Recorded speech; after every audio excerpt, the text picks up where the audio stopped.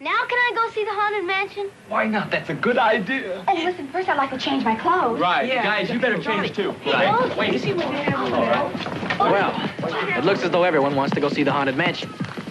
And that's good because it's such a great ride.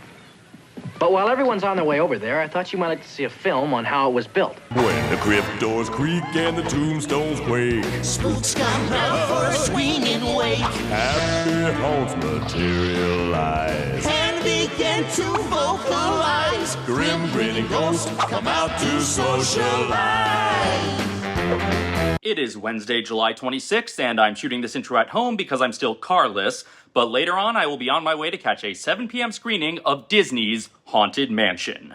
I'm David Gansel, and welcome to a wholly original and not even remotely derivative vlog series called A Singular Cinema Subsequently, where I compare my preconceptions and postconceptions of theme park-related movies in theaters now. So, over the past 2 months, I've become something of a minor expert on the history of adaptations of the Haunted Mansion. Welcome, foolish mortals, to an even deeper dive than I anticipated. Possibly the most beloved ride in theme park history, the Haunted Mansion has been adapted into just about every medium imaginable, and I reviewed as many of them as I could last week. It took a while. Disney has hired artists to adapt the mansion many times, or licensed the mansion out to be adapted by artists, and broadly speaking, there are a couple of standard approaches they go with. Sometimes they tell a story about ghosts, either newly dead arrivals or longtime residents of the mansion. Sometimes they tell a ghost story that just happens to share a world with the mansion. But the most common story they tell is a hapless mortal finds themselves in the Haunted Mansion. They go with this one a lot for obvious reasons. It's the story you're going through when you ride the ride, so why not have the audience follow a fictional protagonist along for a similar ride? I'll tell you why not, because fictional protagonists are less interesting than we ourselves, and if we want to see the story adapted to another medium, we want to see the characters we like in the ride, not just a stand-in for us, but I digress. Disney's first theatrical film based on the mansion was released 20 years ago, and it was a hapless mortal story. It was also not very well received. But the first attempts to bring the mansion to the cinema began long before that. According to IMDb, Disney first seriously started developing a Haunted Mansion movie in the wake of the original Ghostbusters, a movie that was not without its Disney influence. I ain't scared of no ghosts. And Disney even tried looking into getting the cast of Ghostbusters to do a Haunted Mansion movie, but instead they made it 19 years later with the guy who famously wasn't in Ghostbusters. And while that movie has its fans, and it made about twice its budget back, it was still a disappointment for Disney, especially compared to the other adaptation of a park attraction from the same year. 7 years later, Guillermo del Toro announced he was working on a Haunted Mansion movie, and it was in development for a long time, but like many Del Toro projects, it was either abandoned or it evolved into a non-Del Toro version. I'm not actually sure how much of the movie that's coming out takes from his development or if they just started over from scratch. I don't know. Instead, the studio brought on Katie Dippold, creator of the greatest Halloween tweet of all time, and writer of a more divisive Ghostbusters, but one that I still think is good, and Justin Simien was brought on to direct. It's an interesting mishmash of talent you wouldn't necessarily pair together, but then again, so was the original Haunted Mansion ride. If Simien is the Claude Coates and Dippold is the Mark Davis, this could work, even if we'll always wonder what might have been with the Del Toro version. So now, 20 years after the Eddie Murphy Haunted Mansion, we finally have a second crack at a Haunted Mansion movie on the big screen, without Eddie Murphy, or a definitive article. This movie is clearly trying to distance itself from the Eddie Murphy Haunted Mansion by casting Eddie Murphy's co-star from Trading Places, Eddie Murphy's co-star from Pluto Nash, Eddie Murphy's co-star from the I Spy remake, the guy who was going to be Eddie Murphy's co-star in the Never-Made Twins sequel, and the guy who said the title line in a movie named after an Eddie Murphy stand-up bit. Get out! Too bad we can't stay, baby. This movie is shaping up to be potentially more interesting than the Eddie Murphy movie, but it's also being released in a very different climate, in Hollywood in general, but especially in Disney. Disney had a solid few years of being a franchise-churning machine, but then Hollywood in general found themselves caught up in more and more box office disappointments this year. And sure, Disney made 5 of the 10 highest grossing movies of the year thus far, and they own the characters from another one, but even those high grossing films were considered disappointments compared to their ballooning budgets, and that's gonna be a tough hurdle for this movie too. The previous Haunted Mansion movie made twice its budget, and the new movie's budget is only slightly less than what the previous movie made, so this needs to make a lot more to turn a profit. And I don't know if it will because it's being released in, shall we say, an awkward time for multiple reasons. For one, it's a Halloween movie being released in July. Now, sure, the spooky season gets earlier every year, but I think we all know the real reason it's being released this early is so that it can hit Disney Plus just in time for Halloween. Let's put a pin in that. Also, it's being released 1 week after the most anticipated cinema weekend in recent memory, with 2 movies the public has been clamoring for, one of which stars the guy who was supposed to be in Del Toro's version of this movie. I haven't seen even a tenth of the buzz for Mansion as I have for Barbenheimer, and I follow people exclusively who get excited about theme park stuff. The exact people who would be buzzing about this movie.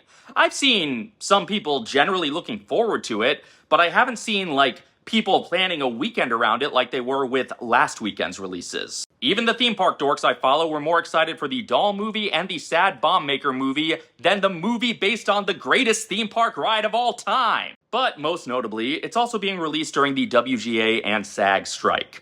The writers and actors are protesting their treatment by the studios, treatment that is not exclusive to Disney, but definitely includes Disney, and Disney kind of made themselves one of the main enemies in the fight when Bob Iger just had to open his stupid mouth, because apparently he forgot the reason Disney fans kinda liked him the first time he took over for Eisner is that he didn't force himself in front of the camera, and he seemed to just let creative people do their things, or at least he maintained the illusion that's what he was doing. For the record, I'm still glad Chapek's gone, but Iger is still an out-of-touch billionaire asshole and deserves to be treated as such. And the premiere happening during the strike meant that no actors could walk the red carpets. So instead, when the premiere was at Disneyland, the red carpet was filled with the director, a couple of legendary Imagineers, and park characters. Now, for the record, the park characters probably would have walked the red carpet anyway, because fictional characters tend to be on the red carpet when Disney holds a premiere at a theme park. I am Kermit the Frog, and I am here at the Pirates of the Caribbean on Stranger Tide premiere. And before you get offended that I called Kermit fictional,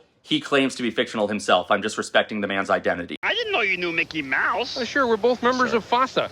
FASA? Yeah, Fictional Animal Stars of America. But the actual stars of the movie not being on the red carpet made the cast members being on the red carpet stand out a lot more, and the optics were, hilarious. Now, the strikes are over many, many things, all of which need to be addressed, but one of the big ones is streaming.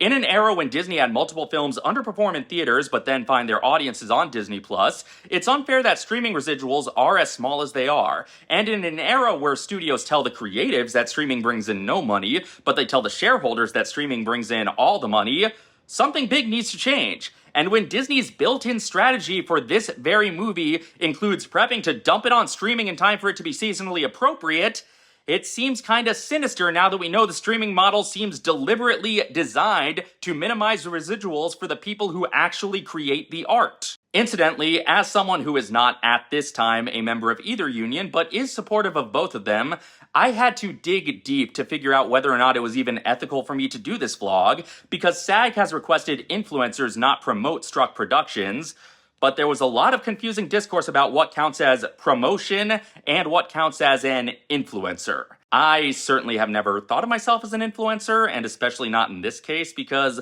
my audience consists entirely of people who already knew months ago whether or not they were planning on seeing this movie, and my recommendation or lack thereof won't move the needle for them. It was ultimately stated that critics are still allowed to review movies without concern of crossing any picket lines, and I'm not sure I think of myself as a critic either, but whatever I am is much closer to critic than to influencer. The guideline I was told is if I'm comfortable going into a vlog knowing that I might say the movie sucks, it's not promotion, it's a review.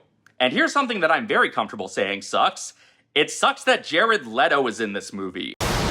Surprise. Why does Hollywood keep giving him chances? Sure, he's an abusive creep, but he also doesn't make the studios money. The best thing he's ever done was star in a movie so bad that the internet tricked Sony into letting it bomb twice in 1 year. Does he have blackmail on every casting director or something? And he's playing the Hatbox Ghost, a character so beloved that people were excited Del Toro's version was going to be about him, even when he hadn't been in the ride for more than a week tops ever at that point.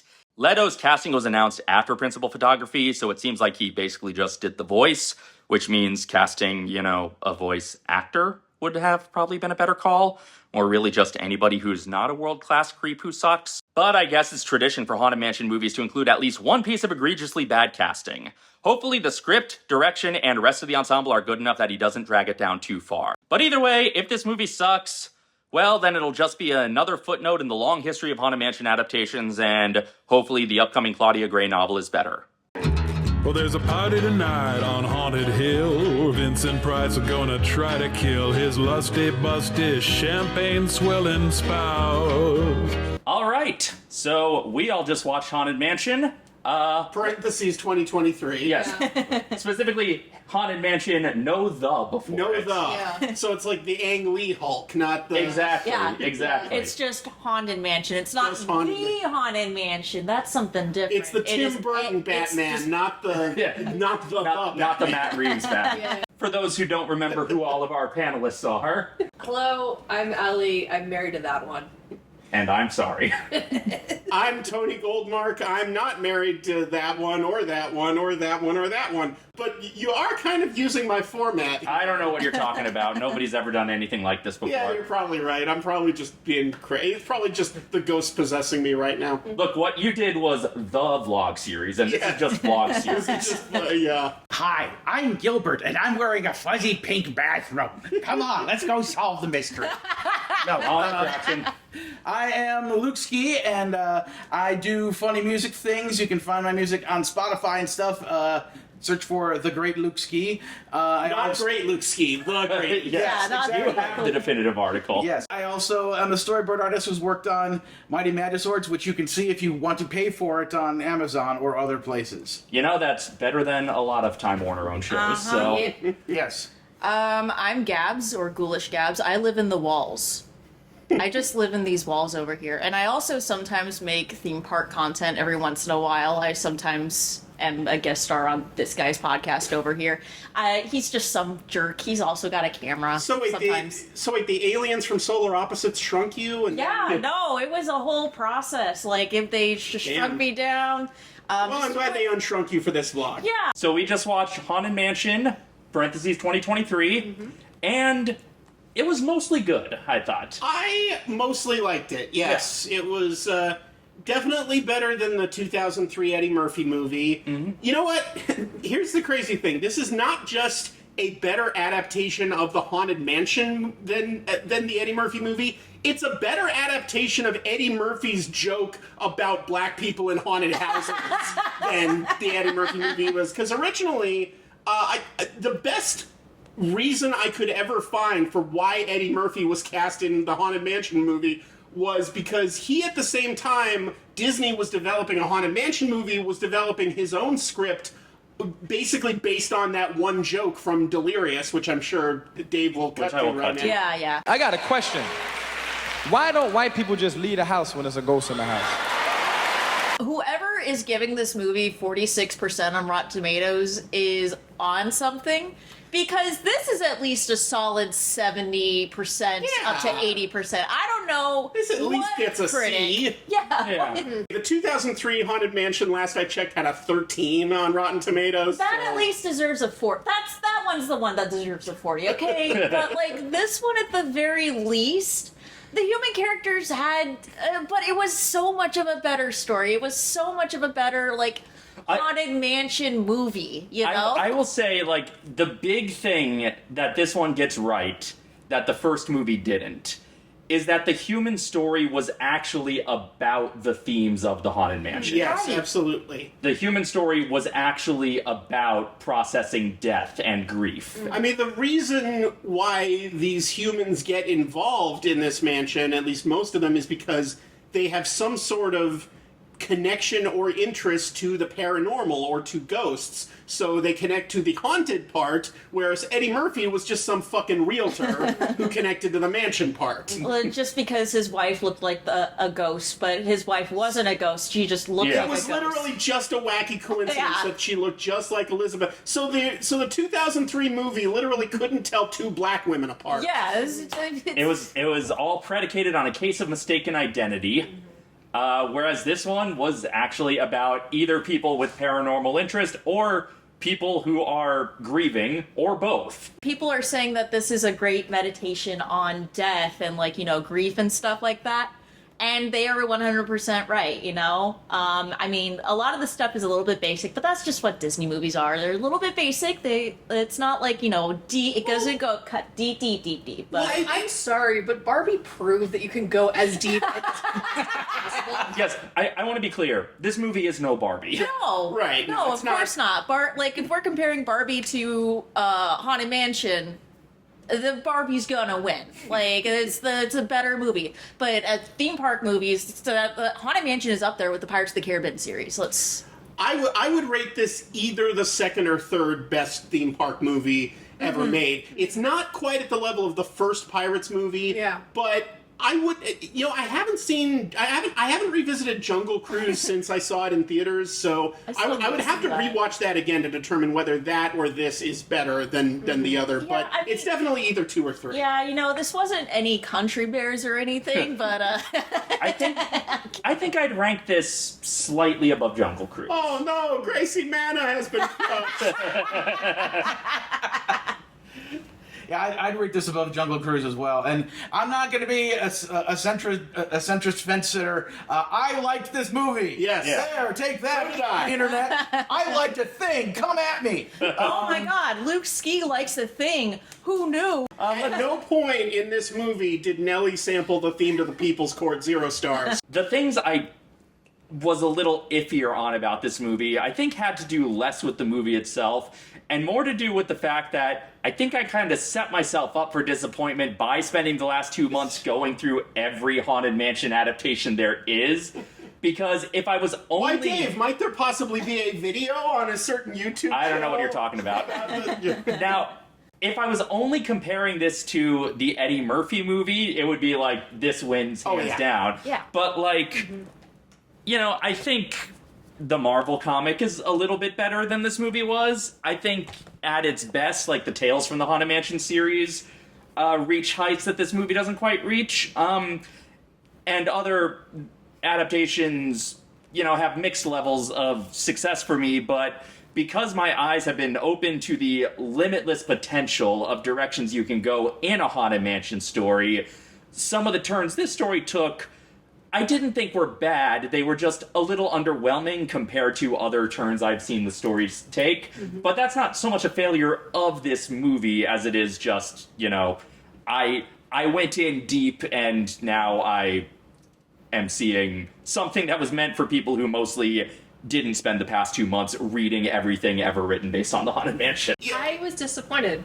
Were you? Yeah. Really? Well, I think it was still good, but I'm disappointed on 2 fronts. I Barbenheimed very recently, and even though if you listen to my husband's podcast, you'll hear my very complicated feelings about Oppenheimer specifically. I feel like out of the 3 movies I've seen this week, this was sort of the weakest. But on a secondary note, every time Justin Simien has a trailer for a movie comes out, I get so excited, and then when I see the movie that he produces, it's kind of like, oh. Oh, really? He knows how to deliver a trailer for me every time, but the final product never sticks the landing. And when I say I didn't care, it's like, not like this is the worst movie ever. It's just that maybe if I had not seen basically such an epic pairing this week, this would have hit a little bit differently. But like from... I like how I set myself up for disappointment by mansion stories. You set yourself up for disappointment just by movies. Yeah. I will say, I wish I could see more of the ghosts in the Haunted Mansion movie as opposed to just, like, you know, the humans. Because, like, you never really want to watch the humans in a ghost movie. You want to watch it for the ghosts. Yeah. And, I mean, but all the human characters, most of them anyway, were very, very captivating. Because, I mean, you got, like... grade A actors in there. You know, you got Lakeith Stanfield, you got, you know, Rosario Dawson, you got, I mean... Danny fucking DeVito. Yeah, Danny DeVito.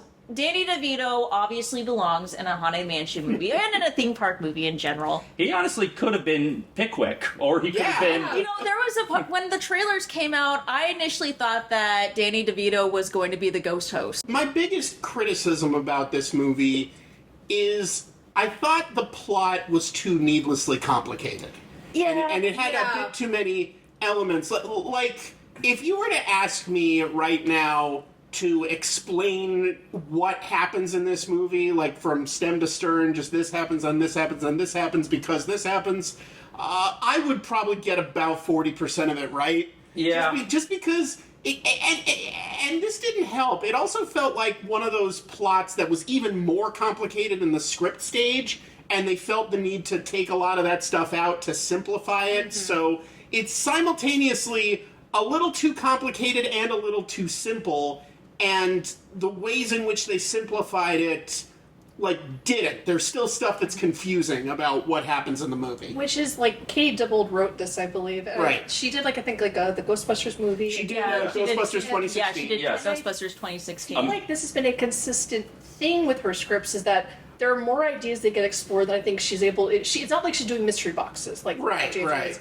But I think she has a lot of great stuff that she knows she needs to reel back, but doesn't know how far or how ahead she needs to. Well, I also don't know. I don't know if that's so much a problem exclusive to her as it is just a thing Hollywood movie. A thing in blockbusters. No, and I totally agree. It just sort of I've just noticed the last few films, I feel like I've had that similar issue, and I've noticed that she's been writing those. I'm not saying that there's a correlation there. But She also wrote The Heat, if I'm not mistaken. Yes, she did. So, yes. And a bunch of episodes of Parks and Rec. You know, good writer, I think. You know? No, yeah. Absolutely fantastic. I think her dialogue work is always like Yeah. top notch. That was one of my favorite parts of Ghostbusters 2016 because I did like Ghostbusters 2016. As It was did, like as the- did I. Yeah, it was. We're among friends here. Agreement on that, yeah. Woo. Good. No, yeah, I like Ghostbusters 2016, and I will... The internet doesn't care whether you like or hate Ghostbusters 2016 anymore. They've moved on to burning Barbie dolls. Yeah. But I will also say something about this movie is that this is funnier than the 2003 movie. By a mile. But definitely. But I still don't think it was quite the Mansion sense of humor. Okay. It was a sense of humor that I thought worked better, but the ghosts did not really get to be funny until the very, very end. Yeah, I can see that, yeah. And I feel like you and I've talked about this, is that I think the best way to honor the Haunted Mansion would be to actually do like a limited anthology series about it, more than just like a straight film. Well, and that was like one of the things that I thought was so great about the slave labor graphics run of comics, is that it was, you know, there were the ongoing stories within it, but it was so many different writers and artists getting to tell stories about different ghosts, and the stories didn't all mesh, but they, you know, every haunt had its own story. And I do think I would have been happier to see, like we said, more of the ghosts. I think if they had given the ghosts more characterization, and, you know, there's a couple of scenes, you know, there's a scene towards the middle where we do get to see the ghosts in the ballroom and Pickwick gets aligned and everything. In large part due to the way the rules of the story worked with the separation between the ghost world and the human world, we don't really get a look at the ghosts unless they are directly haunting somebody. Yeah, this movie suffers from the same fundamental... I don't even want to say problem, really, because I don't think this is necessarily a problematic way to make this movie, but I guess the same fundamental imperfection as the Eddie Murphy movie, which is it does focus way too much on the humans, and the ghosts aren't really characters, they're more obstacles. Now, when this movie does focus on the ghosts, it handles them better than that. Oh, definitely. Yeah, this is the better version of that kind of movie than the 2003. But yeah, a more perfect Haunted Mansion movie would make the ghosts more full-fledged characters. Now, you could make the argument that they're doing it kind of like the ride at Disney, because, you know, the ride, when you walk in, you don't really see the ghosts. You only see, like, you know, you feel their presence, and that's what they did. And it's not until, like, you know, near the end that you see the actual ghosts, like the ballroom and stuff. Yeah, because specifically the turning point in the ride is when Leota has her seance. Yeah. That's when we can see the Yeah, and like once the seance happens, so you could make the argument that that's what they were trying to do, but sometimes that doesn't really translate well in film. And the thing about that is you can say the same about Pirates of the Caribbean. Right. You don't really see the pirates until halfway through, but the Pirates of the Caribbean movie still made the pirates really interesting characters. Yeah, that's fair. It wasn't quite the Mansion sense of humor, but it did make the humans the butt of the joke more than it made the scares the butt of the joke. Some of the better dialogue in this, maybe it was just that Danny DeVito was there, but some of the better kind of bickering dialogue between the characters kind of had an Almost Sunny vibe to it. Yeah.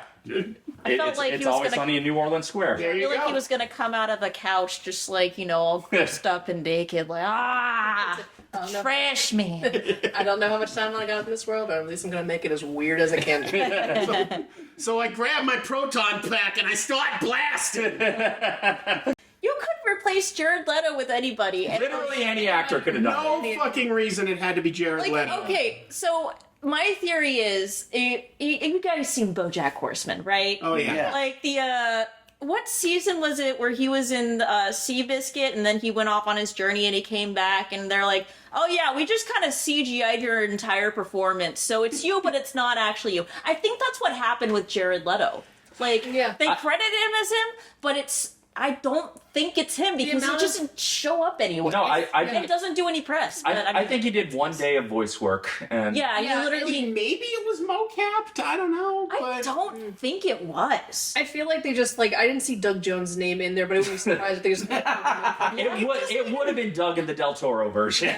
It doesn't even sound like him. He's doing this, voice. It's unrecognizable. I'm pretty sure it was processed in post. Yeah. I think they pitched it I down. think he was trying to, because the laugh, I used to like the 2016 Suicide Squad movie a lot. I don't anymore for personal reasons.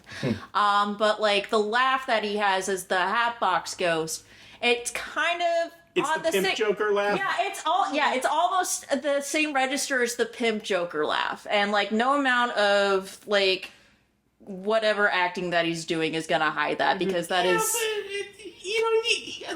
Corey fucking Burton could have done that role in the voice of the Ghost Host. Would have been better. Would have been much better. It could have been anybody. I don't know why they picked Jared Leto. Maybe it was just because he's the Tron 3 agreement. You know what? It probably was that he was signed to some other movie that fell through, that didn't get made, and Disney was under contractual obligation to put him in something.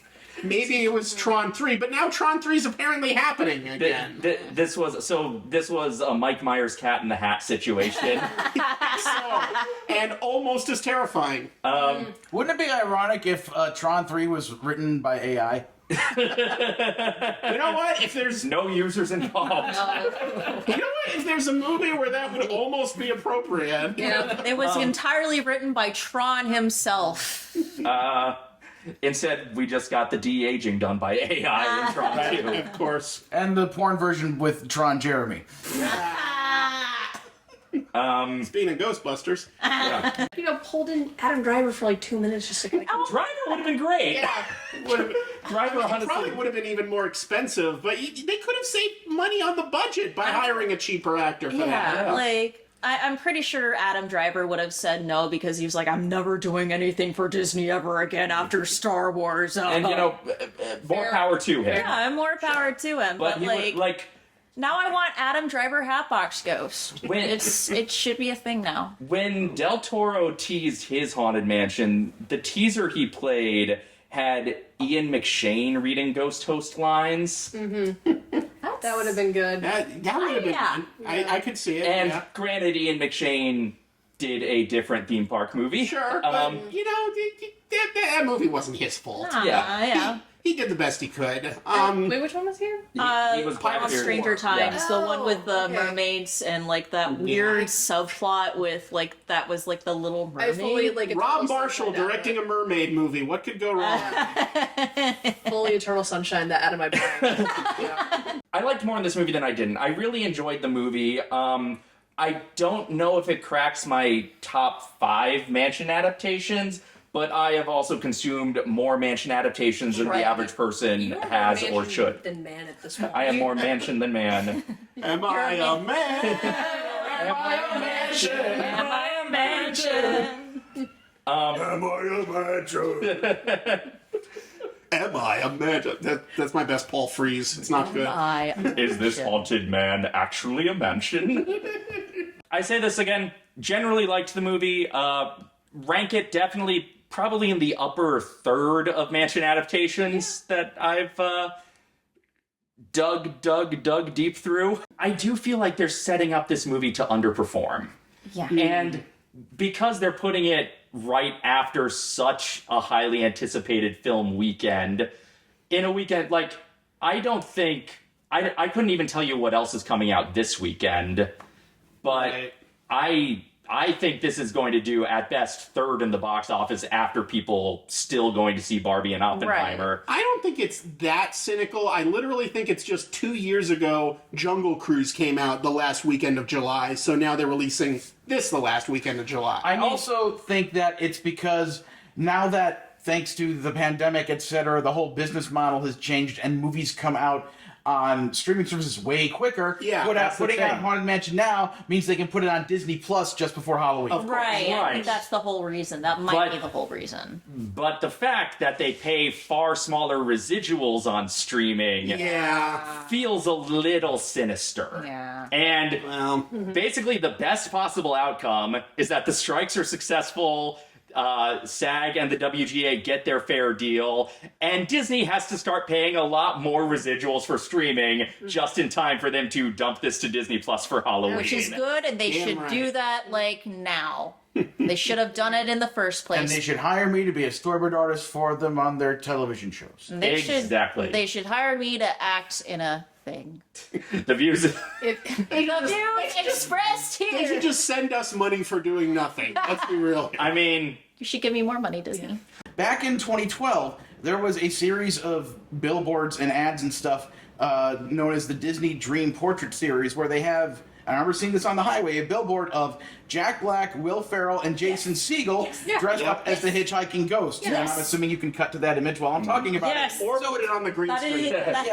So basically it's like, where's that movie? Jack was like, you could have made that in 2012. Why didn't you do that? It doesn't even need to be a Haunted Mansion movie. Just focus on those three actors as the hitchhiking ghost, hitchhiking around the I feel like they always try to make movie. They try to make a movie about the hitchhiking ghost every once in a while. Like the original, Eddie Murphy Haunted Mansion pitch was gonna heavily involve the hitchhiking ghosts, and then I feel like, and then they're not even in the car at the end of the movie. Yeah. It's fucking Leota and the bus. that was a whole miss. At least it wasn't with the Leota and the bus, because that kind of pissed me off because of the rules or the lack thereof in the Eddie Murphy Haunted Mansion movie. But why? Why didn't you? Maybe it's because it's so obvious, but at the same time, if it's so obvious, just do it. I just realized the end of the Haunted Mansion with Eddie Murphy does make sense, because a ghost will follow them home. And it's the bus and Madame Leota that follow them home. The ghosts that make no sense follow them home. Yeah, the ghosts but they, I guess they do that at the very end, and it's stupid. But that's why they're... Who directed the 2003? Rob Minkoff. Rob Minkoff. Rob Minkoff. I have words. I don't want to blame Rob Minkoff on that movie, because he co-directed The Lion King, for fuck's sake. But whoever made that decision, I want words. Blame Paul Pressler. I will always. We can blame everything. With Hollywood movies in general, but especially with Disney movies, you can never really know, just watching it, who made the decisions, who made the mandates. And I really do think that, there were issues with that movie that we can't necessarily say were the writers or the director's fault. Just like there were things about this movie that we don't know, were those the writers and directors making that decision, or was it the studio said it has to be this way? Was it Michael Eisner coming down okay, we gotta put the ghosts, you gotta make sure Madame Leota still exists, even though everybody's going up to heaven, or something like that. Before we go into spoilers, the one thing I do want to say about comparing both these Haunted Mansion movies is that this is a testament to what a difference writers and actors make on a project. Yes. Exactly. Because both these movies ostensibly had the same assignment with very different results. It's almost like writers and actors should be paid fairly by studios. You don't say. It's almost, yeah. We should probably support their striking efforts and make sure they get their fair pay, and make sure AI doesn't take over their roles at all, because AI sucks ass. I think so. Oh, yeah. It's a strike like this. Oh! When you're walking down the street and you see a little ghost, what you gonna do about Ghostbusters? So now we're into spoilers. Yes. Okay. Okay, Spoilers. Johnny Fiamma and Sal are not in this movie. 0 stars. That is one thing that certain other recent adaptations. Where's Gonzo? I thought he was gonna be in this. I will probably acknowledge that this was the better narrative, but I think Muppets Haunted Mansion is still the one I prefer and will revisit more. I still prefer Fair. Crimson Peak over this one. Well, fair. Crimson Peak is is just Guillermo del Toro's Haunted Mansion, and that is always a spiritual haunted mansion. He denies it, but come on. Guillermo, we know the truth. I did like the way this movie used the idea of a ghost will follow you home. Yeah. Oh, I love that. Very so much. I liked the way it wasn't quite that, like, the hitchhiking ghost and a ghost will follow you home were kind of separate ideas at separate points in the movie. But I really liked the way it actually used that narratively. Yeah, a ghost will follow you home is the reason why the movie exists, basically, as far as plot is concerned, because, you know, like we said, originally it's that whole Eddie Murphy joke of, why don't people just leave the house when there's a ghost in the house? Well, they do. At first, one by one, all these characters try to leave the house, but the ghosts follow them home and fuck with their shit. I think this Haunted Mansion movie succeeds more than any other theme park ride before it in one particular thing. And I'll just to bring up my favorite example of this is from the original Pirates of the Caribbean movie. It wasn't until I got the DVD and I saw the deleted scenes.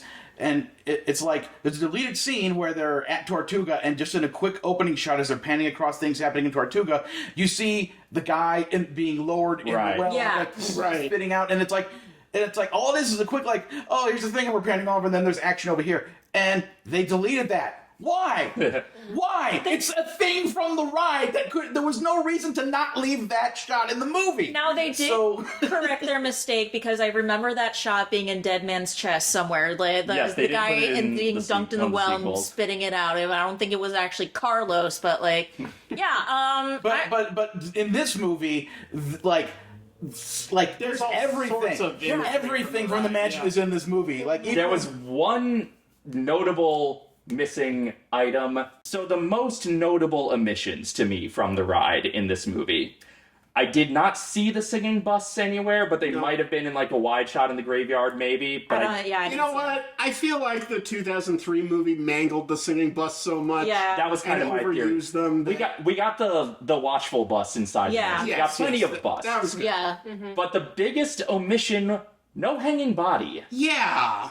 There was a suicide by poison. Yeah. Right. I wonder if it was going to be suicide by hanging, but it just kind of felt too on the nose, given, because there's always just something going on the internet where it's like there's people like, oh, they want to change the stretching room in Haunted Mansion because, suicide isn't PC or anything. I also wonder what the optics would be of if there was a hanging suicide, kind of the history of lynching in Louisiana. Yeah, that might also be a thing too. But if it's a white guy being hung, I mean, still, the optics of... Hey, all ghosts matter, okay?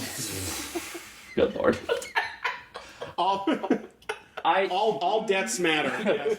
I would not be surprised if in the first draft he did hang himself, and then there was some mandate that it couldn't be a hanging. Yeah. It was still allowed to be a suicide. Yeah, but also it's like we didn't see we saw the aftermath. We didn't sort of see the additional, because even if you're just cutting to a body hanging, that is still a pretty violent image to kind of be dealing with, as opposed to someone on the ground after drinking poison. So that was the one thing the 2003 movie got more strikingly correct, is just the shot of the hanging body. Although I understand that shot is cut from TV broadcasts sometimes. Is it? Makes sense to me, yeah. Sure. Okay. I also love the poison he takes, it's in an old-timey bottle of arsenic. It's just we want to make sure the kids think oh, well, I can't get to an apothecary, so there's no way I can...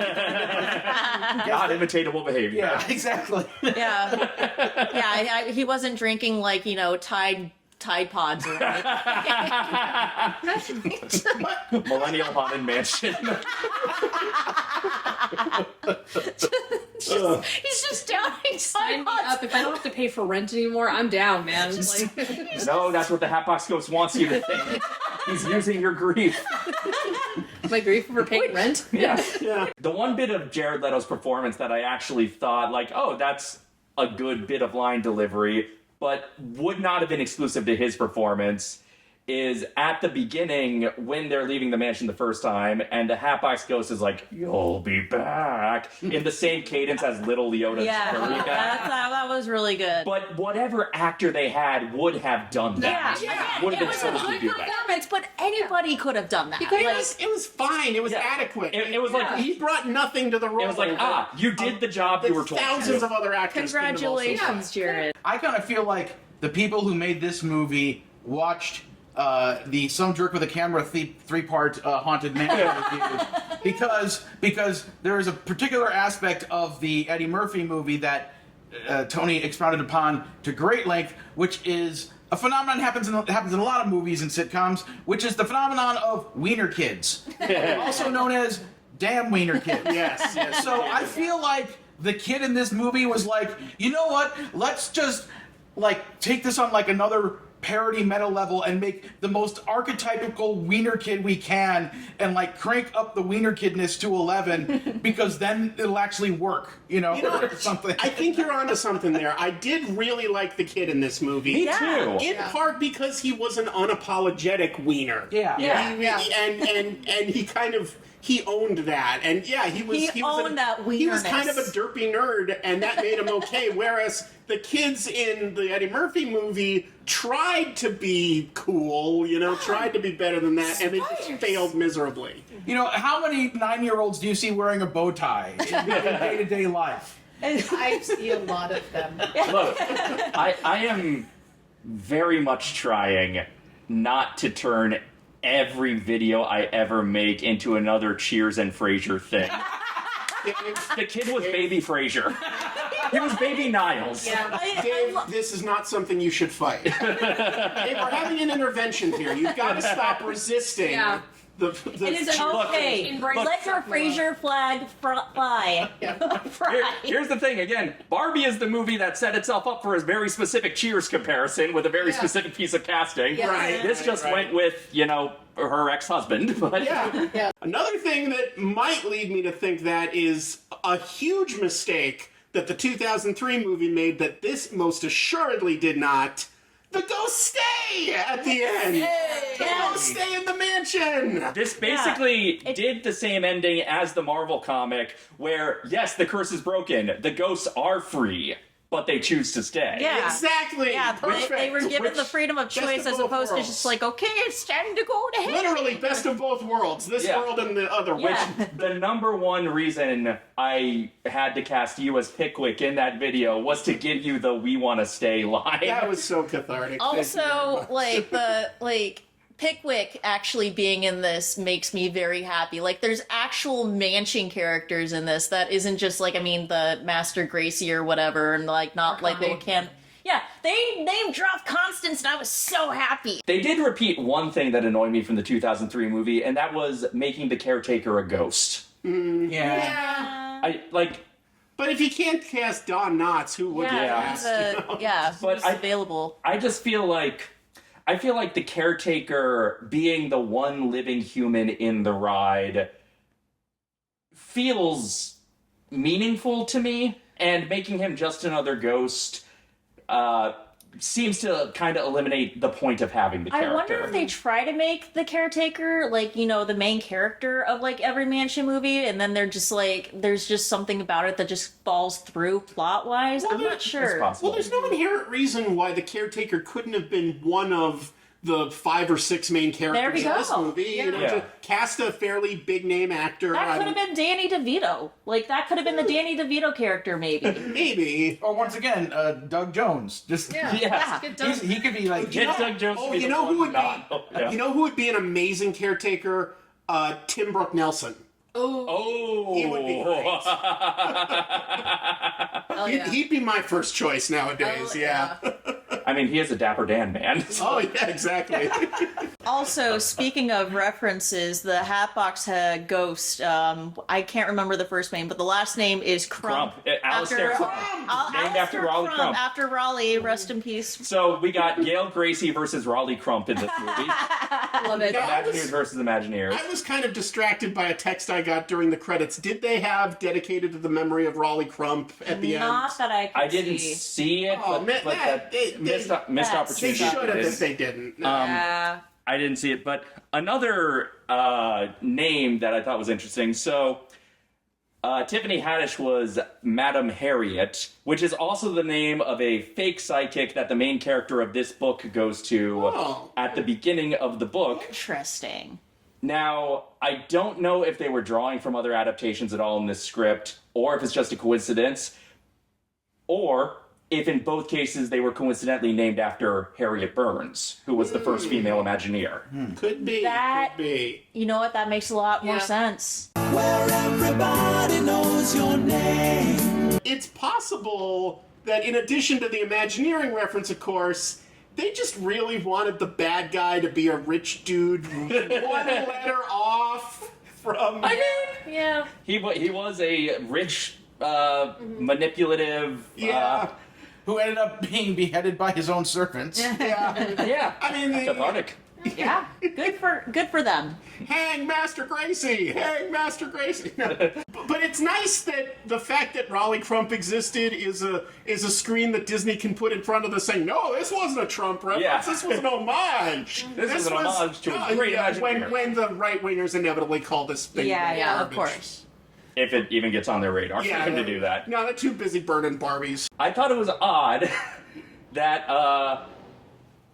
Alistair Crump's manor was designed after the Florida mansion, the one that does not yet have the Hatbox Ghost in it. And it's funny that it's, but it's coming there, right? He is coming there, and it's almost definitely because of this movie. That definitely. But I wonder if they're gonna Jared Leto-ize him. Oh God.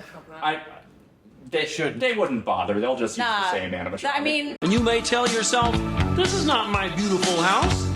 And you may tell yourself, this is not my beautiful wife. Letting the days go by. I did think it was a stroke of genius. You know, obviously, it takes place in New Orleans, so the mansion's got to look like the New Orleans Square mansion. Of course. That was a stroke of genius to also work the Liberty Square mansion. And And I liked it was like, it's 4 hours up north. And just a reference to like how it's supposed to be like in So what, Iowa? Or Mississippi, I guess? Well, I mean, if they're coming in from New Orleans, it's probably Mississippi. Yeah, it's probably somewhere in Mississippi, which Dutch Gothic in Mississippi, that's interesting, but I'm not going to argue about like... Well, Alistair Crump was a rich weirdo. The Crump families were a bunch of like rich weirdos, so it makes sense. So 4 hours and 11 minutes north of New Orleans is the city of Winona, Mississippi. There you go. And who was in that mansion? Winona Ryder. An uncredited cameo from Winona. The ads played up Dan Levy, but he was in it. He was in like one shot. Yeah, and I initially thought Dan Levy was Paul F. Tompkins for a little bit because he's acting like him as his like He's doing a very thrilling Adventure Hour performance. Sure. Yeah, he's very like Andrew Lloyd Webber. Paul F. Tompkins. I'm about to drop some religion on you, Oedipus Rexes. But I did really love Winona Ryder as the bored tour guide. Kind of giving this movie a Beetlejuice energy. Yeah, it's like, is that cane his? No, it's mine. I use it for very, very personal reasons. PG-13. I think the Dan Levy cameo would have hit harder if they did not announce he was going to be in it. I feel like... Or the Hassan Minaj one, too. Like, him showing up as the police sketch artist was like... He had hair that was sticking out of a top hat. Top hat. Yes. I did like that it was basically... I mean, this was in one of the trailers, but I like that the sketch was basically just like a Mark Davis sketch. That was a nice I'm wrong with skin. We haven't really talked about Owen Wilson at all. Oh, yeah. I was expecting to not like him or his character in this movie, but he worked. Owen Wilson in a haunted house movie. What could go wrong? Yeah. Oh, I mean, This is really creepy. Well, I mean, he did a better job in this movie than he did in the other haunted movie he was in. I mean, granted, this movie is a much better movie than the original or than the remake of The Haunting. It was The Haunting, right? Yeah. Okay. I gotta say, the revelation that he wasn't a real priest was not the most shocking twist. Yeah, then again, I could see a lot of it coming. Like when the kid was like, "Yeah, my dad isn't around here anymore." It's like, "Oh, so yeah, the ghost or the Hatbox Ghost is gonna get you then." Yeah, I immediately knew as soon as he said, "Oh, I talked to my dad today." I immediately knew his dad's dead. They're trying to make it look like they're just divorced. I knew right from the start when Owen Wilson brought that cat in. I was like, "Oh, the cat was sent by his." Oh dead yeah, wife. definitely. Yeah. Or I thought maybe the cat would be like the spirit of the dead wife, but is the that's how I interpret it. Yeah, the little ghost. But I like the whole ghost wing thing because that is. I thought that was a fun device. Like, I don't know.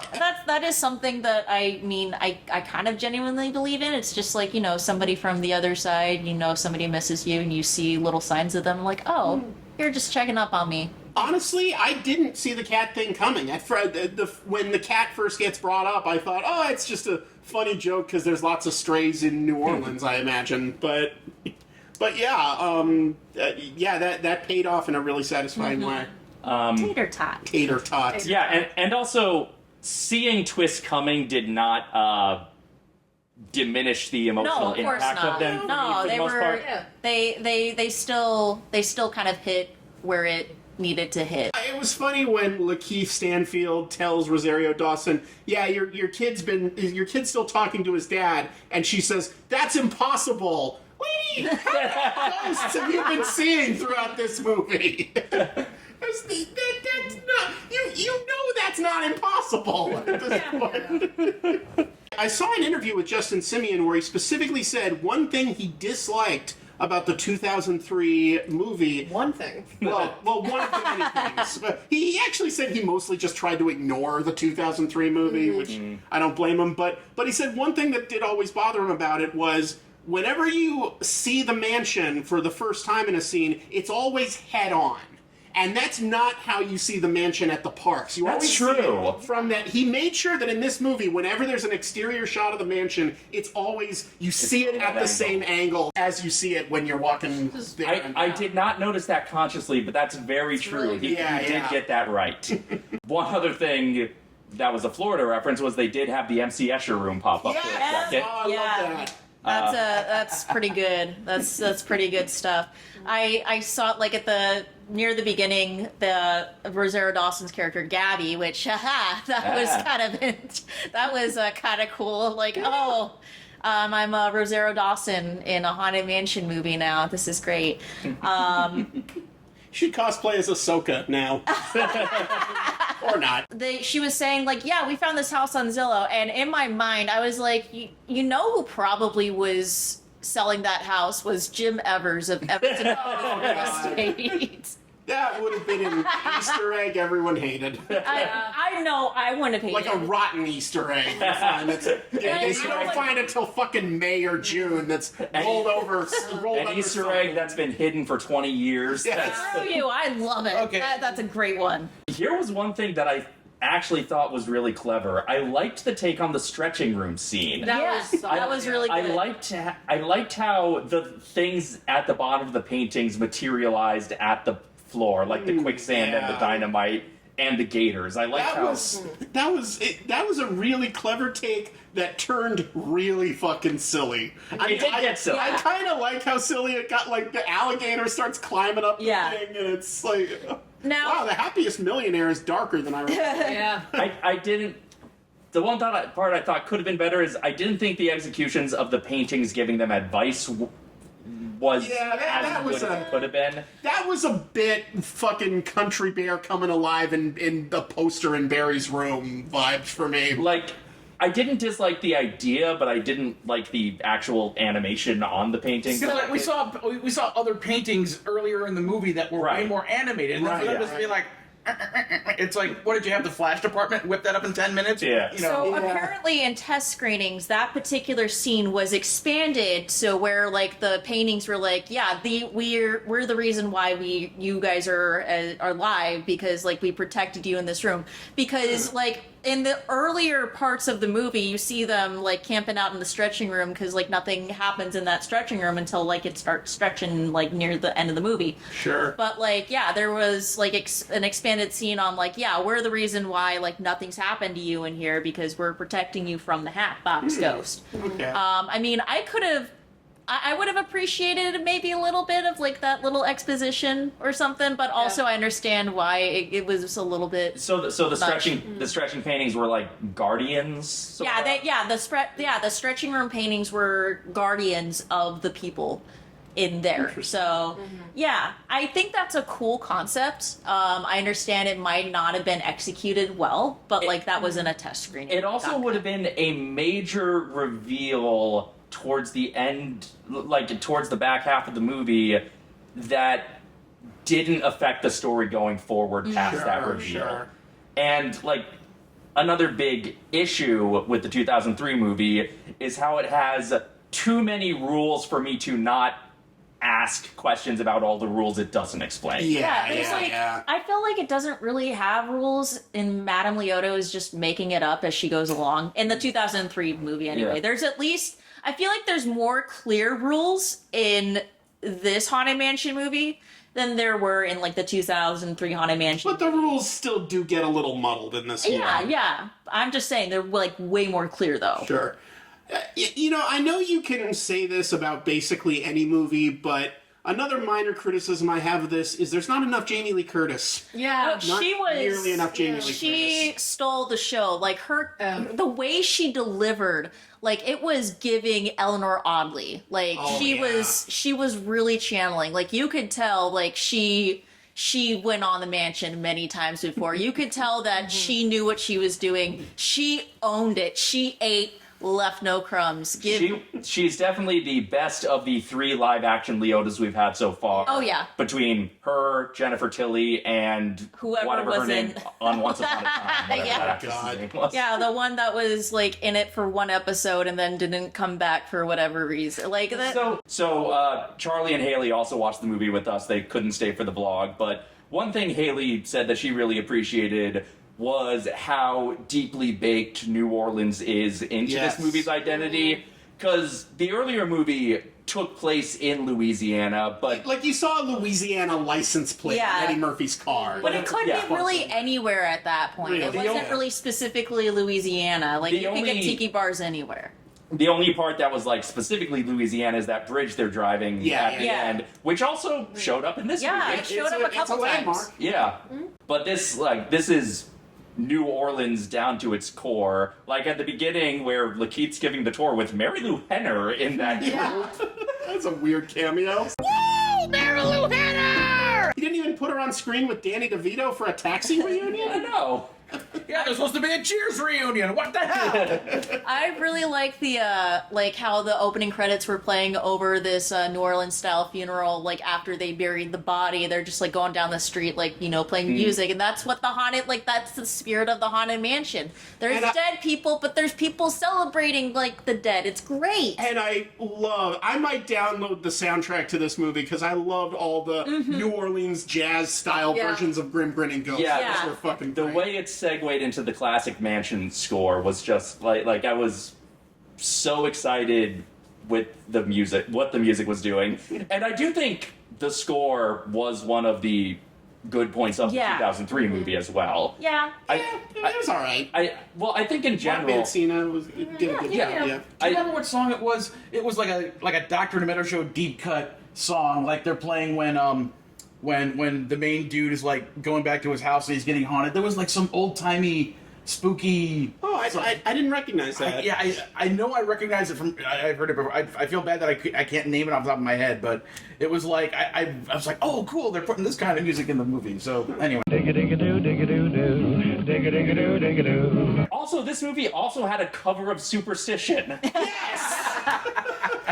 I feel like that is also a reference to the 2003. It should have been Raven-Symoné, though. Where's my girl? But it's not the Raven version of Superstition. No. It should have. And the Raven version of Superstition wasn't even in the 2003 movie. It was just... It was on the DVD. It was on the DVD, and it was on the Haunted Hits album to promote the movie. And the Raven isn't named Lenore at all. Yeah. 0 out of 10 stars, Disney minus. And this wasn't a terrible cover of Superstition. I thought it was better than the Raven version, quite frankly, but... I'm sorry, Gabby. But Superstition is one of those songs where it's like, why even bother covering it? You're never going to top the original. You can't beat Stevie. Unless you're Raven-Symoné. Yeah. That's a bop and a banger, and I will argue with that until the original is a huge bop. No, I know. It's a hard song to fuck up. Yeah, but you know, you're never gonna beat the original. I'm gonna guess in this case it was a cover because that was a slightly more affordable. Probably. Yeah. Speaking of songs being covered, there was a snippet of "It's a Small World" being played in the mansion. Apparently, I've trained my brain not to recognize that because I didn't recognize that. Were you thinking you heard Psycho Killer in that? I think I did, yeah. I was sitting next to Charlie and Haley while that was going on, and like the minute they start playing Small World, Charlie just kind of screamed in laughter. I was like, God damn. So between this and Brad Bird's Tomorrowland, they're never actually going to make a Small World movie. They're just going to sneak it into they're going to sneak it into everything else. They were planning to make one in the 70s, but that fell through. How do you make a Small World movie, though? I read a Jim Hill article about it once. All I know is that Peter Ustinov was going to be in it somehow. I don't know. Interesting. I wonder if it was going to be like a Great Race or Mad World sort of thing. The only thing I can really think of for a Small World movie is like, these children are on the mission to give world peace everywhere, and it's like a Care Bears movie. It's almost like a Care Bears movie. Yeah. A lot of moms need more. Jesus Christ. Oh, Mars needs moms. Ugh. You know, Burke Breath had tried for so long to get that made, and then it got made. When the kid referred to the basement as a tunnel of terror, that was a Tower of Terror. Definitely, no question. And that tunnel of terror line came like right after the Small World usage, that was where they were cramming in all the other Disneyland jokes. Speaking of park references, one reference that really impressed me, like, oh wow, they actually were able to work that in without it feeling too clunky, was how they reference the Doom buggies. Yes! Because the chair Tiffany Haddish is sitting in kind of looks like a Doom buggy, and she's being pushed through the mansion and out of the mansion on it. And what I love about that, it passes the backwards test, what I call. And that's what, because sometimes when an attraction is replaced by a new attraction, one thing I think is, well, maybe it's my fondness for the old attraction that's making me prefer that. I have to think, if it were reversed, if this new attraction had been here first, then what would I prefer?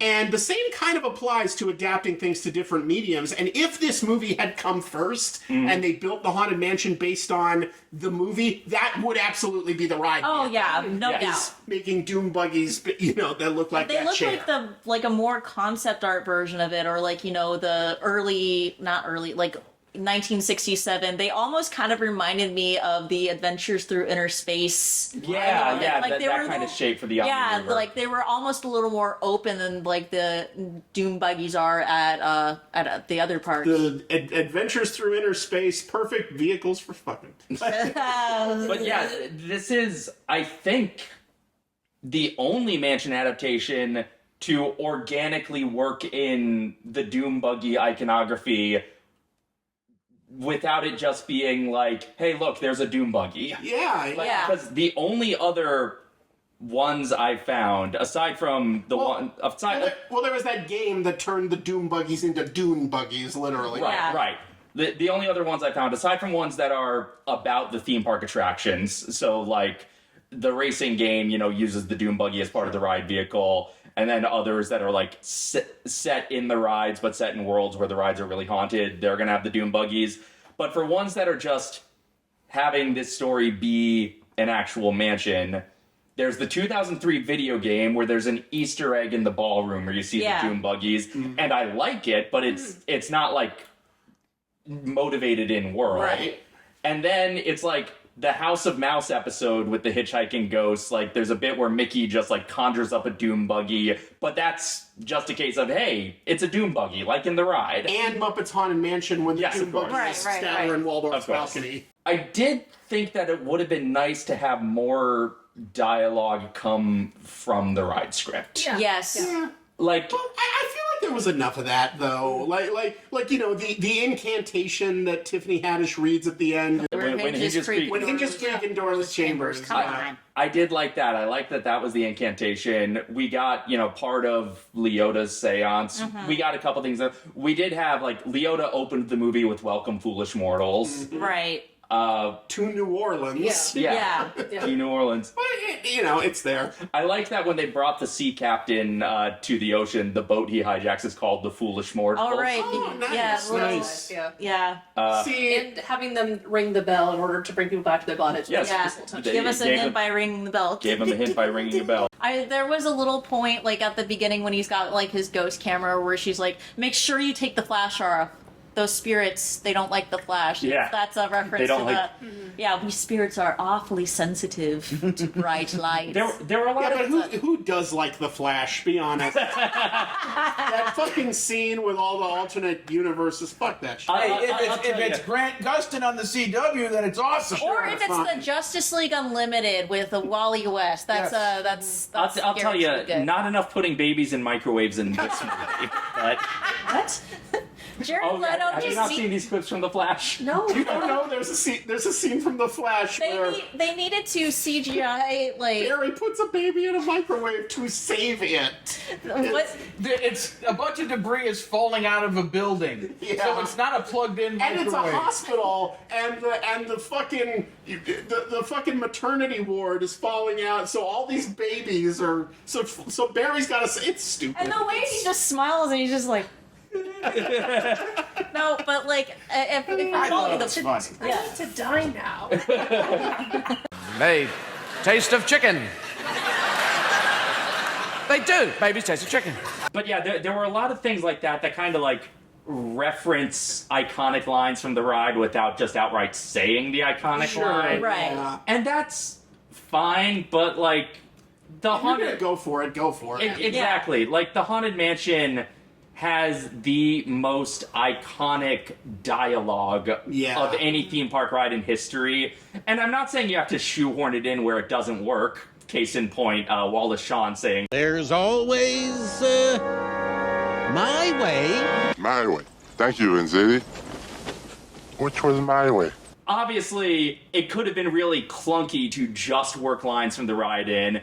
And the lines from the ride that they did work in, again, I thought they did well. Like, I liked using the opening narration as the incantation. Yeah. Especially because at that point I was, so hungry for Exitensio dialogue that it, really hit, yes, now we're here. I don't just want references in my Haunted Mansion movie, but if you're doing a Haunted Mansion movie, I want to see... If you're doing the Haunted Mansion movie and you're trying to make the definitive Haunted Mansion adaptation... Well, this movie literally doesn't have "the" on it, So if you're doing Haunted Mansion movie so definitively Haunted Mansion movie that it doesn't even need "the" before it... Right. I kind of want to see and hear everything I like in the Haunted Mansion there. Yeah. But that's, again... Well, maybe they're hoping for a sequel. I mean, they ended this one with the ghosts staying in the house, so there actually could be a sequel if this does well enough. Yeah. I mean... Phantom Manor. Yeah, sequel Haunted Mansion 2, Phantom Manor. They have to go help out Melanie Ravenswood. And then Haunted Mansion 3, Mystic Manor. Sure. I mean, that's more so like it's not even ghosts at that point. It's like, oh, we can't step foot in here for reasons. Sorry.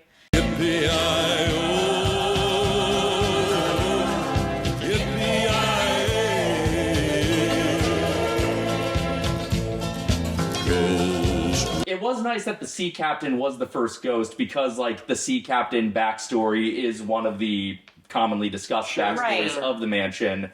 That's why there's a little weather vane on top of the little boat weather vane on top. But in this case, it was less a pirate sea captain and more just like a Gorton's fisherman sort of. Yeah. It's a sea captain from The Simpsons. Who really liked I don't know what I'm doing. Who really liked watching Alaska's Deadliest Catch. I appreciated that. It's interesting that the show they picked was Deadliest Catch and not one of the millions of fucking Nat Geo shows that Disney owns now. I feel like Disney is just like, we don't even give a shit about National Geographic. If they really wanted to make a Disney Park cinematic universe, they could have made that sailor ghost like the ghost of, I don't know, Gibbs or something from Pirates of the Caribbean. And then Jack Sparrow comes out and is like, I need to talk to you about the pirate initiative. I've already got Jared Leto. We don't need another Jesus, problem. yeah. Another little detail I'd like to point out: when the sea captain ghost is being left to haunt the ship and going out to sea, they play a bit of a cover of "Everybody Needs Somebody." Everybody needs somebody to love. So, first movie had Eddie Murphy. This movie has Jamie Lee Curtis and a song performed by Dan Aykroyd at one point. So, is this just trading places? And one of the places you're trading is the Haunted Mansion. There you go. I can't remember. Was Eugene Levy in that one? Because I don't think it would have made sense for him to be in it, but I don't believe he was. Because he's trading the house for a boat. Ghost boat. Ghost boat! Faster, ghost boat. Kill. Go, ghost boat, go! There's always a canal. I've been quoting Night Boat so many goddamn times on the podcast. It's like become a curse. Anyway. Better than steamed hams. No, yeah. Can I say this might be my most favorite child-friendly dark joke I've ever heard in a film? Mm-hmm. Lakeith Stanfield's talking about his wife and how she passed, and then Danny DeVito makes sure, I guess, God, her cholesterol must have been terrible. She had a date all right to the boneyard. That was actually, I thought, the best execution of the Mansion sense of humor. Actually letting the tragedy and the comedy work together. Mm-hmm. Sure. Even though it didn't come from Mansion jokes, that was a case where it's like, the joke did not deflate the gravity of the sadness, but the sadness did cause the joke to hit harder, even for the characters. Right. And the way the Mansion uses fear and humor to sort of counterbalance each other and to amp each other up, that was something, again, the 2003 movie did not get right, is that the humor in that was all deflating the Mansion. Yeah. In this case, the humor was mostly not deflating the Mansion. The one joke that kind of was when Owen Wilson was like, "You're not that scary. You're really not. You're pretty terrifying. Can you turn it around just while I finish this? Thank you." I do think if we had spent more time with the ghosts actually being grim and grinning and coming out to socialize, we would have gotten more of that Mansion sense of humor in there. And that's just, a side effect of the type of ghost story they were telling with this particular Haunted Mansion adaptation. Action guy? Action guy. He literally had T'Challa right there. Disney owns Marvel. What are you doing? I feel like I think the whole thing with Action Guy was that Lakeith Stanfield's character, I think, maybe grew up poor. Yeah, it was a dollar store. It was like a little dollar store thing. So he wielded a shoe. La chancla. La chancla, yeah. That was one of those jokes that feels very comedy writer just trying to come up with something silly. Yeah, it's probably funnier on the page. It just felt like the writer, it's like, I'll figure out this joke later with a dumb superhero name. Right now, I'll just write down Action Guy, and that never got changed. And the dumb thing is, he throws a shoe. Yeah. because Austin Powers is on. Honestly. I like how he, in the climax, Owen Wilson comes riding in on Constance, just like a horse. Because, you see Tiffany Haddish ride in on, a ghost horse, and then you see, like Owen Wilson riding in on Constance just like a horse, just like clinging onto her, like, oh, you're not going anywhere. It definitely is a hell of a time for Disney to release a movie where the thing that saves the day is unionizing the ghosts against the repressor. I wonder if they should Solidarity forever. Grin ghosts come out to go on strike. No, grin ghosts come out to unionize.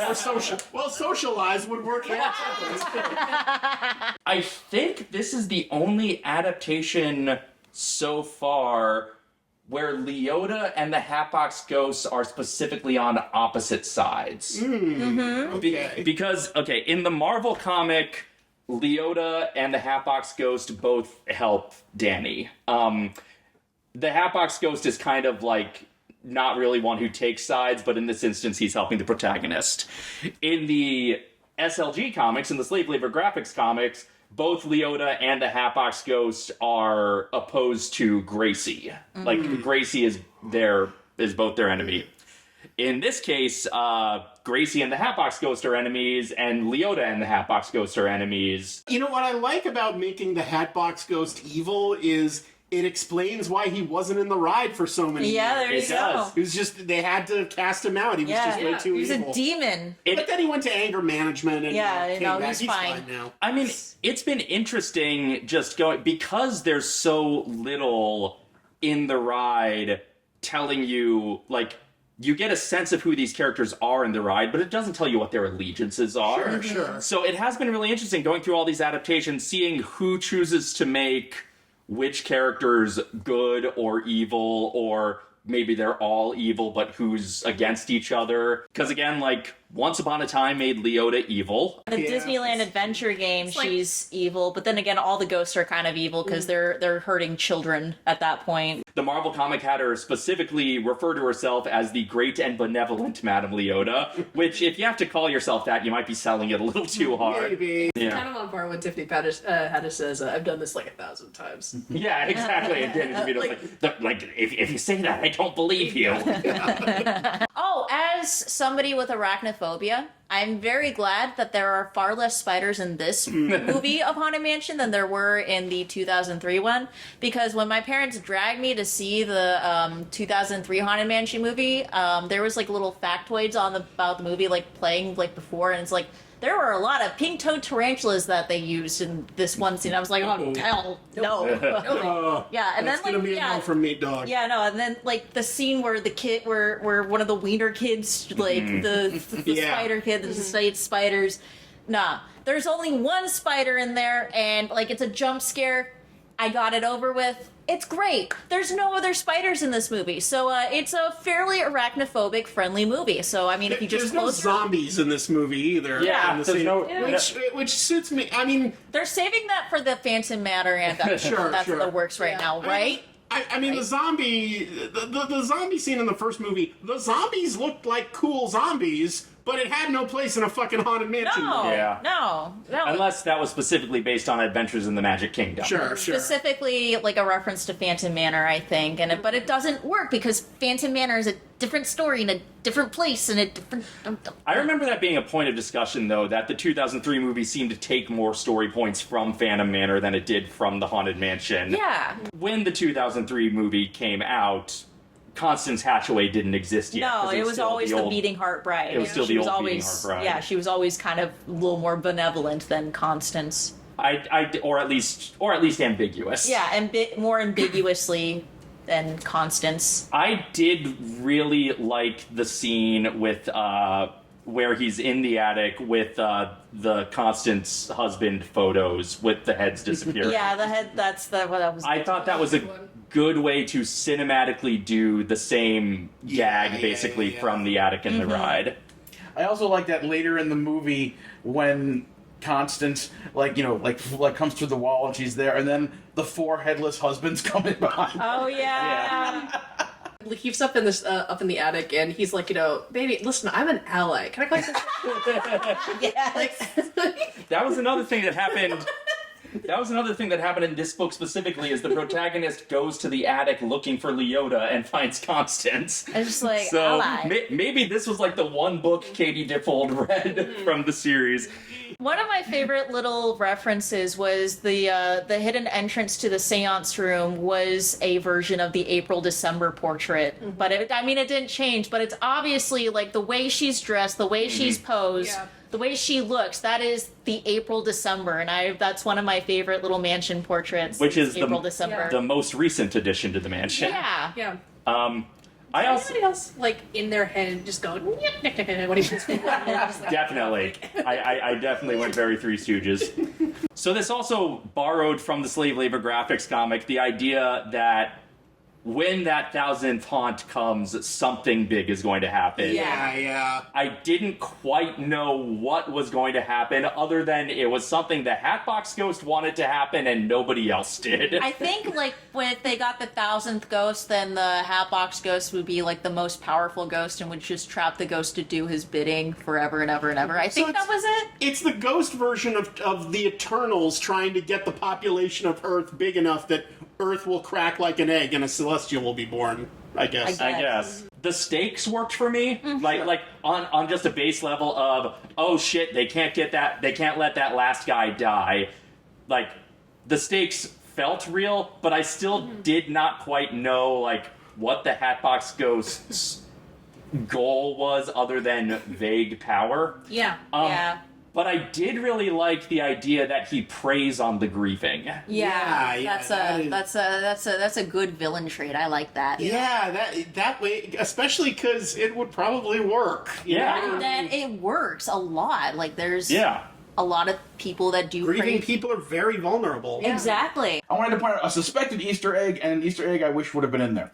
A suspected Easter egg is during one of the early parts of the movies when we're seeing lots of quick montage shots of things around New Orleans. I'm pretty sure that there's like a truck that goes by and there's an image painted on the truck that's basically kind of I think it's the face of the Shadow Man from Princess and the Frog. Oh, quite likely. Which takes place in New Orleans, so that might have been another Disney Easter egg. Well, there is a Leota Easter egg in Princess and the Frog. Of course there is. I'll have to look that up. I'll have to see it. But the Easter egg, I wish I would have been there in any one of the number of shots where there was like a wide shot of all of the ghosts from Gracie Manor. I just wish they could have gotten Will Arnett as the Great MacGuffin. Why not? Which another good possibility for the Hatbox Ghost could have been him. Just Will Arnett, Hatbox Ghost. Yeah. By the way, speaking of Easter eggs, it's just now occurring to me, if Disney does want to do a Disney Parks cinematic universe that connects this to Jungle Cruise and Pirates, this does end with that seafaring ghost going to the sea, S-E-A. Maybe. And Society also, of and also Mardi Gras is the beginning of, I forgot how that works, but Lent and Easter. You're Catholic. You should. Mardi Gras is like the last possible fun time. Yeah, because tomorrow, the day after is more than the Catholic does. Why are you asking us? Well, wait a minute. I'm Catholic too, and I know this. Well, I'm Protestant, so I can't. I don't belong with any Burn of the you. witch. burn. The point is that Easter and Easter eggs and Disney and Will Arnett. That's the whole point. All right. It's a Christmas miracle. Also, give me some Paul Frees. There should have been more Paul Frees. Frankly, I was hoping for an Easter egg for Ron Howard and Robbie Lester having been in the mansion in the past. Or Donald Duck dressed in the white. Or Corey Burton dressed up as the magic mirror. Corey Burton doing Hans Connery, confusing me specifically. Painting a Phyllis Diller in the manor. If they had put Phyllis Diller, the ghost of Phyllis Diller, in this, it would have become my favorite movie ever. Yeah. I just need like Vampire Goofy to just be sitting on one of the couches and just not able to move. Just just take some of her dialogue from A Bug's Life. And... if the Hatbox Ghost had been voiced by Tress MacNeille doing her Phyllis Diller, then we would have been in business. If you dropped any of these things, this would have easily topped Oppenheimer for me. You know, people talk a lot about Disney being a monopoly. It is a shame that this is the one genre they very specifically have a monopoly on. Yeah. Nobody else has the rights. And the board game Monopoly literally shows up in this movie. It did. Of course. It did. But no other theme parks really have, unless Universal wants to make a Poseidon's Fury movie, I guess. But I mean, if Universal makes Disaster into a movie where Christopher Walken plays, that would be genius. Where's my Frank Calico Kincaid. Mine Train movie? Not make a production company or something. Give me the Calico Mine Train movie. We need that. Obviously. You know, when Cedar Fair bought the Paramount Parks, they should have put in a caveat like, but you have to make movies of some of our rides as part of the trade. If only there was a Camp Snoopy cartoon. What I'm saying is the Ghost Town Alive movie, it already has a cast. And I'm not just saying that because it means friends of mine would get paid. Right. Hell, just send a documentary crew. Yeah, there you go. As a movie. And you can call it The Ghost Town Alive. Or just Ghost Town Alive. Ghost Town Alive. Yeah. We don't really have to do what's the attraction because everything. Yeah. It's pretty obvious what the attraction is. There's nothing. I don't think there's anything from this movie that would improve the ride necessarily. Well, I think they should build a haunted house ride in the New Orleans section of Disneyland, and they should have. It would never work. Look, okay. I thought that's what the Winnie the Pooh ride was. Oh. Look, they can build it, but they can't open it for like a full ass decade after building the facade. Fair enough. Speaking of what's the attraction, I want to say this, Dave, and I want to make sure we get it on camera. You don't have to put this in the vlog if you don't want to, but I want me saying this on camera so that there is proof of me saying this. Dave, let's not kid ourselves. This was basically a one movie later vlog. You can call it whatever you want, but it basically used the formula of my one movie later, and I want you to know that is totally fine with me. In fact, since I'm not doing one movie later anymore, you have my full blessing to do one movie later vlogs from now on if you so choose. Well, if there's another theme park movie in the next 3 years, maybe. The crown has been passed. The pact is sealed. The hat in the hat box. Yeah. We can now fully grieve the old one movie later and move on. Exactly. You just need now a Mardi Gras thing. All right. So until next time, folks, when the crypto's creaking to spoons come out for swinging wake. Happy husbands materialize, and we begin to form the lives. Pretty ghosts come out to unionize. Oh, and unionize too. Orleans Jazz Band, yeah. You would like to join a jamboree? There's a simple rule that's compulsory. Mortals pay a token fee. Rest in peace, the haunting's free. So hurry back, we would like your company.